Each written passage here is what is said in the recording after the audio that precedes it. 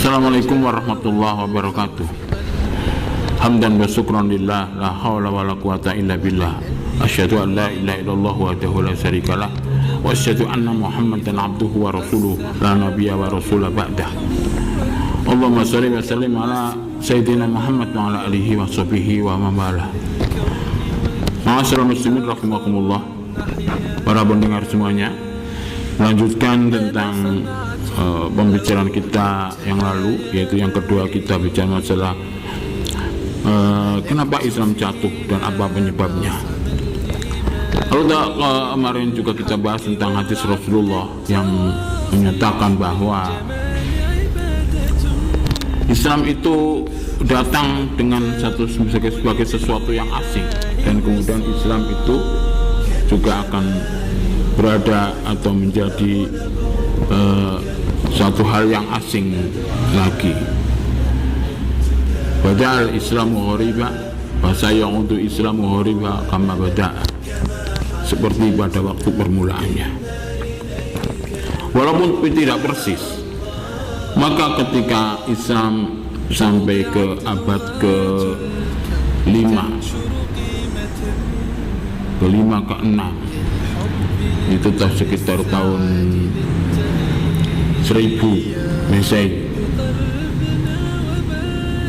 Islam sampai pada jatuhnya Islam, yaitu ketika mendapat serangan dari Tartar. Pada waktu itu masih ada khilafah Bani Abbasiyah. Namun yang pertama kali diserang adalah Sultan Muhammad Al-Khawarizmisah, diserang oleh Tartar.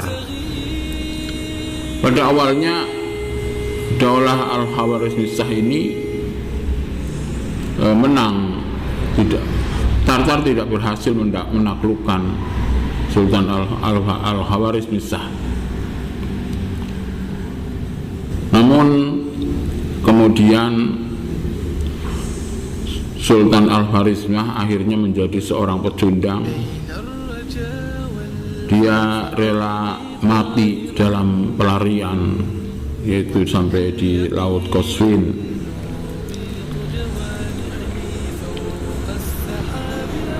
Dan hancur semua daulahnya. Lalu kita bertanyakan, kenapa bisa hancur seperti itu?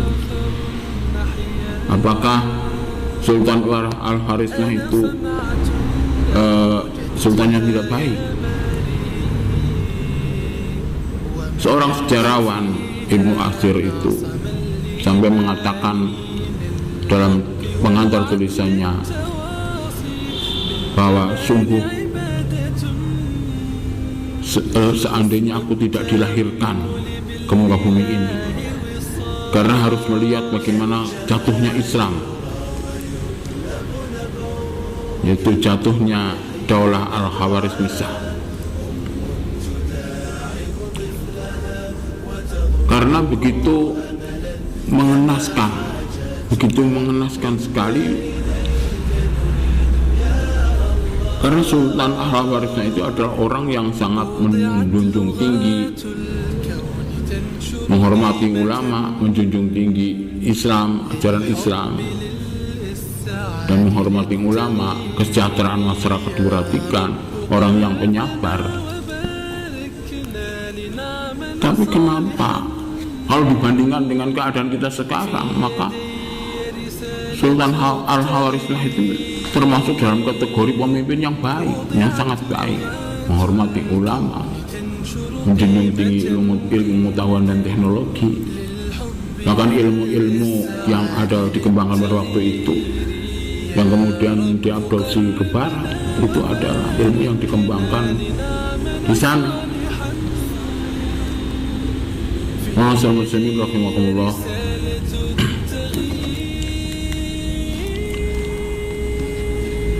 Lalu analisanya bagaimana? Kalau Umar bin Khattab mengatakan bahwa orang Islam itu akan jaya selagi dia memegangi tentang prinsip-prinsip Islam, dan orang-orang di luar Islam itu akan runtuh ketika mereka justru memegangi prinsip-prinsip agamanya. Berarti Sultan Al-Khawarizmi ini adalah orang yang tidak sepenuhnya memegang ajaran Islam, karena pasukannya, tentaranya adalah menjadi tentara bayaran. Bukan tentaranya adalah, pasukannya adalah bukan mujahid yang siap berjuang di jalan Allah.